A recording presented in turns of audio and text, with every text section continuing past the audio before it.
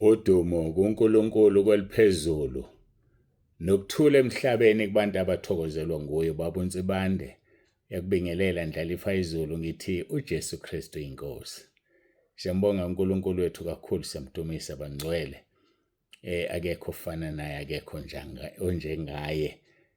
uNkulunkulu ezulwini. We madoda. Ngiyambonga uNkulunkulu ngothanda angithande ngalo. Ngiyamdumisa. Ngiyamdumisa ngoba uyangiqinisa. Athi umpostoli Paul kwabasePhilippi chapter 4 verse 13, nginamandla okwenza konke ngayo ngiqinisayo. Momcela uyaqinisa. Momcela uyaqinisa. Ngilala ihora elilodwa namhlanje. Lokhu ngiyibambile. Ngalala ihora elilodwa ngo 4:30.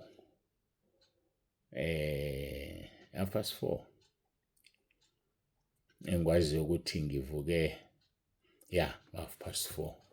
Umuntu walala. Ngiyazi mhlawumbe sengiyadideka. Phela ngikhathele, ingqondo ikhathele. Awelilodwa savuka 8:30 bese sisebhamshela nomama. Sisebhamshela, wangisiza uNkulunkulu. Sakwenza besiyokwenza, sabuya.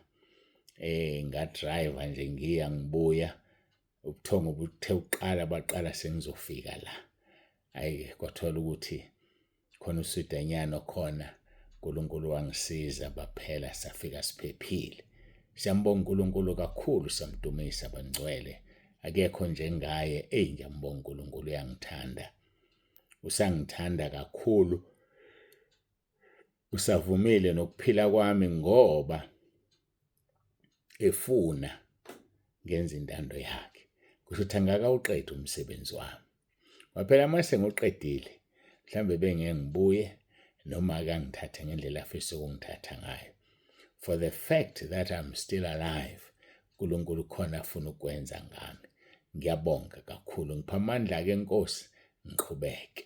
Siyambonga uNkulunkulu kakhulu ngendlela emangalisayo. Akukho kunye ukubhekana nezinto ezenzakalayo. Nixole bafowethu, ngixakekile kakhulu. Umsebenzi wami mningi ngendlela emangalisayo. Bekuphoqa ukuthi ngo8:30 sibe sebhamshela. Kuphoqa ukuthi ngalesi sikhathi sibe sesibuyile. Sikwazi ukwenza inkonzo, sikwazi ukwenza konke, ngi-attende nama-appointments engibhekene nawo. Muhle uNkulunkulu wethu, uyaphila. uNkulunkulu ezulwini noNkulunkulu emhlabeni. Ngiyacela siguqe sikhuleke Baba uNsibande okubingelelayo ngesivumo sethu ukuthi uJesu Kristu inkosi. Isivumo lesi ukuthi uJesu Kristu inkosi akusona isiqubulo. Futhi akusona isivumo sebandla, isivumo salabo abangabakaJesu. Isivumo samaKristu. Uma uvuma ngomlomo wakho ukuthi uJesu Kristu inkosi. Abangawena amaKristu abasivumi. Abangenayo umoya ongcwele abanawo amandla ukuthi bathi uJesu Kristu inkosi. Sibonge. Bakhona abafakazile, ngibafakile, abagcwalisiwe ngamandla kamoya ongcwele enkonzweni eyizolo. Kodwa ngiyathobeka. Ngiwubani? Ngicela into uNkulunkulu ayenze. Ngiwubani ngempela? Ngiwunamba bani? Ngiyathemba ukuthi bakhona abanye abasaqhubeka bafakaza ngoba ngakawaqeda ama-voice note. Kodwa-ke namhlanje uLesine siyagcina futhi ukusubmitha. Sekuyoze kube umsombuluko. Siyagcina namhlanje ukuthumela. Asizuthumela lutho ngempela sonto. Esihamba nabo sekwamaphumulo ngomgqibelo ngokugcinwa inkosi, masihlanganeni khona. Esizobe sinabo eGreytown ngesonto, asihlanganeni khona. uNkulunkulu nje mayesasigcinile, esasibekile kuzoba njalo. Kodwa mayingasavumanga, sobe sisezulwini emasangeni ezulu. Singena, kushiwo haleluya, kujatshulwa, sobe singena ekhaya ezulwini. Ngaso leso sikhathi. Siyambonga-ke kakhulu uNkulunkulu wethu, siyamdumisa bangcwele. Akekho ofana naye, akekho njengaye. uNkulunkulu ezulwini noNkulunkulu emhlabeni. Masiguqe sikhuleke, simbonge, simdumise. uJesu Kristu inkosi.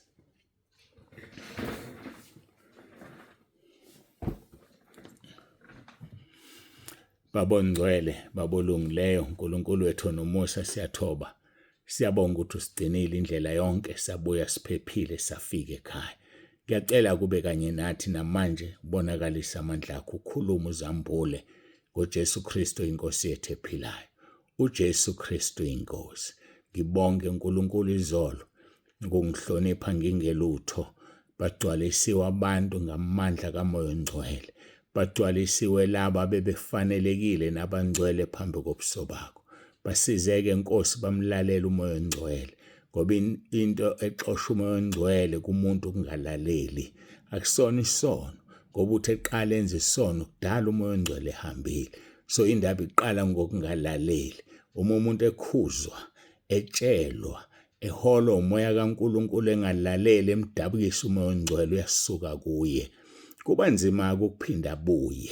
Kodwa siyabonga Nkosi ukuthi usibusisile ngoMoya oNgcwele uzohlala kithi kuze kube phakade. Usho njalo ezwini lakho. Thatha udumo ke Nkosi namanje, bonakalisa amandla akho. uJesu Kristu inkosi. uJesu Kristu inkosi. uJesu Kristu inkosi. Amen.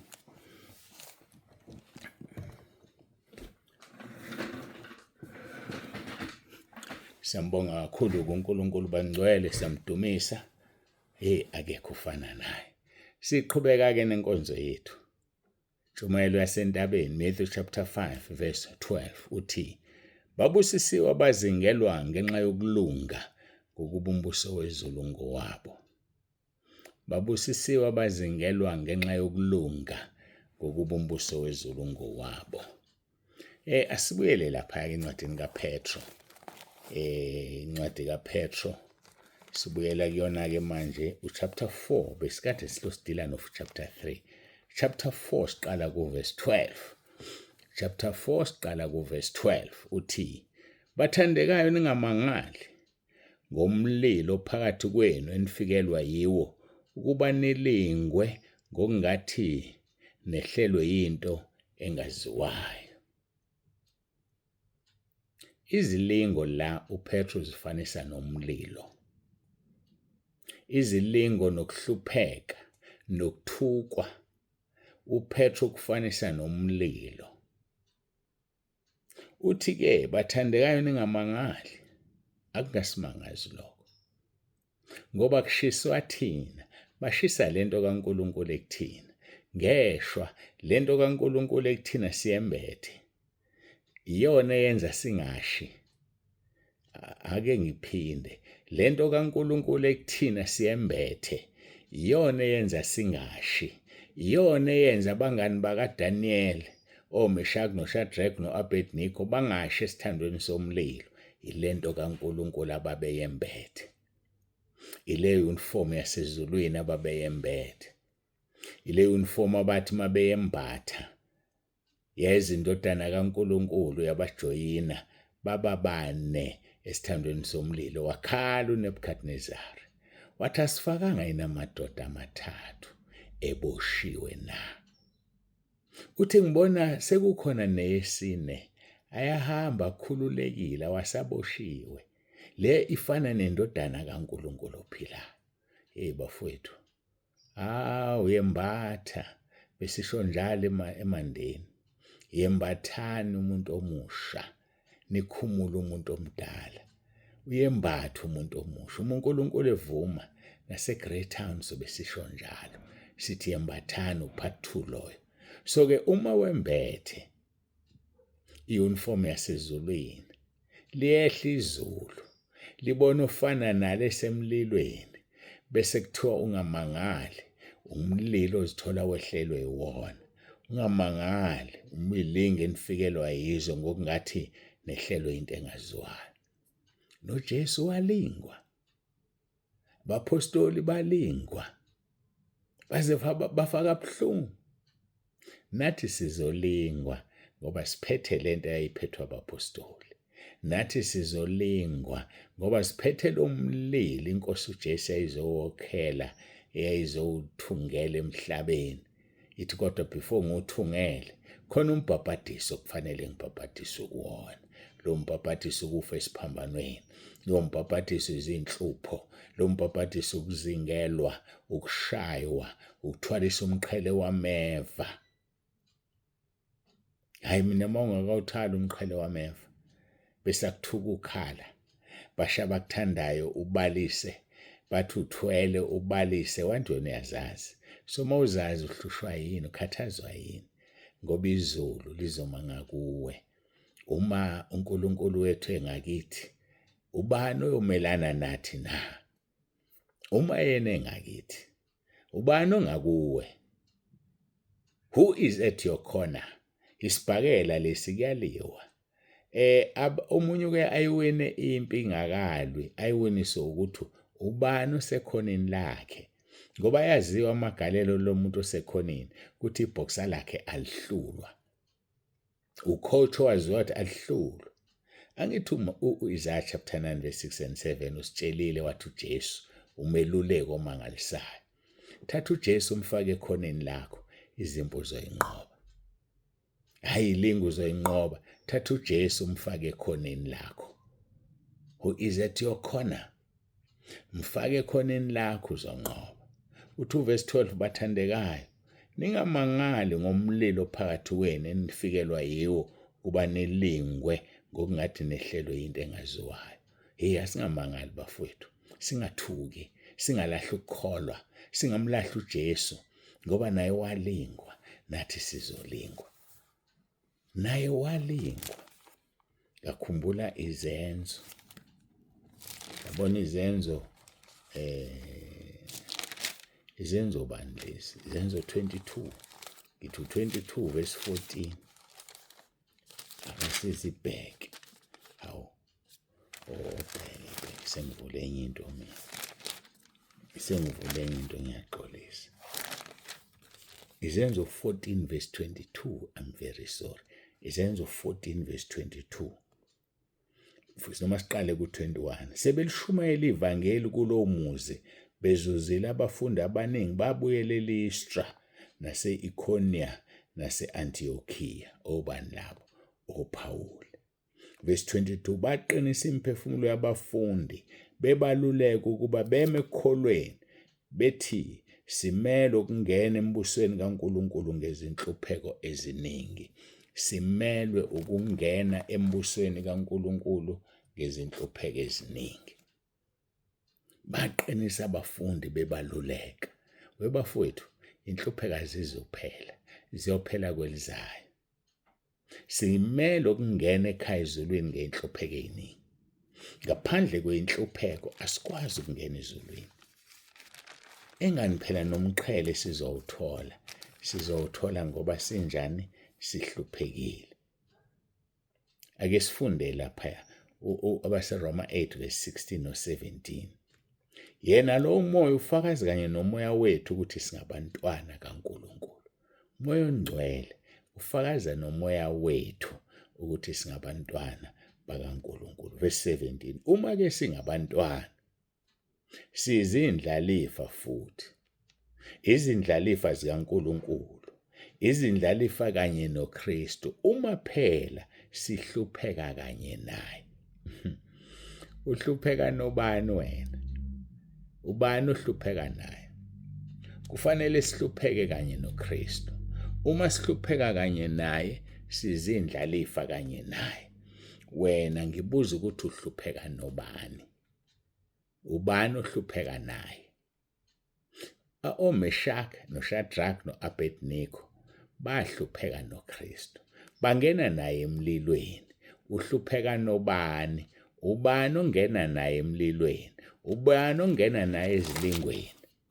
Uthi uPetro, 1 Peter chapter 4 verse 12, bathandekayo, ningamangali ngomlilo phakathi kwenu enifikelwa yiwo ukulwa ukuba nilingwe ngokungathi nehlelwe yinto engaziwayo. Ningamangali, ngoba kukhona lo esingena naye, kukhona lo esiba kanye naye ezinhluphekweni okukhulunywa ngayo kwabaseRoma chapter 8 verse 17. Uma ke singabantwana, sizindlalifa futhi.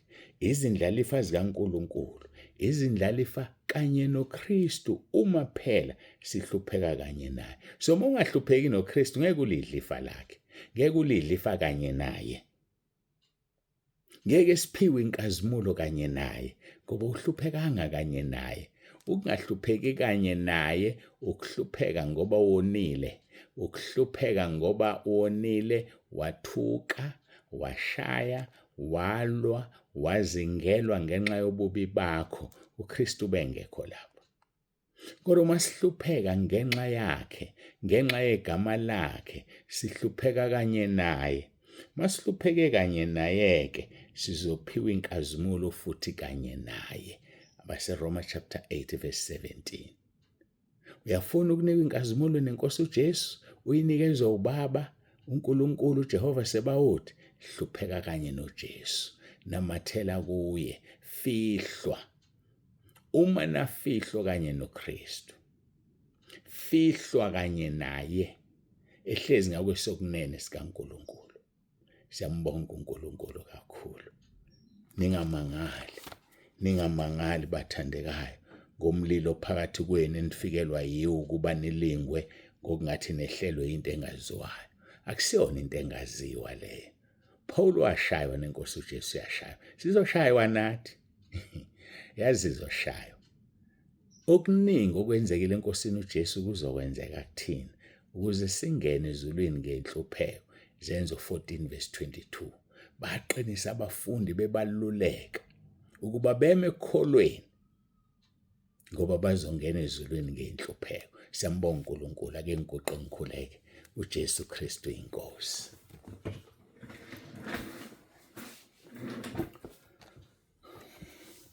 Babongcwele, babolungileyo, uNkulunkulu wethu nomusa, siyathobeka nangawo lo mzuzu, siyabonga uthando sithande ngalo.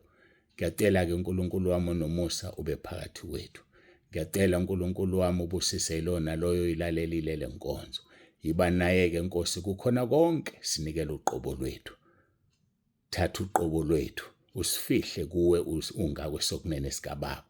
Kuba wena ophila kulo mzimba ngoba wena wasifela wasithenga ngegazi lakho. Siyabonga uNkulunkulu wethu nomusa. Udumo lonke lungolwakho lukufanele. uJesu Kristu inkosi. uJesu Kristu inkosi.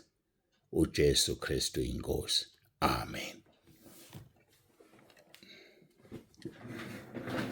Ake sesiguqile. Siyambonga uNkulunkulu kakhulu. uNkulunkulu akubusise. uNkulunkulu abe nawe. uJesu Kristu inkosi. Baba uNzibande usiyavalelisa.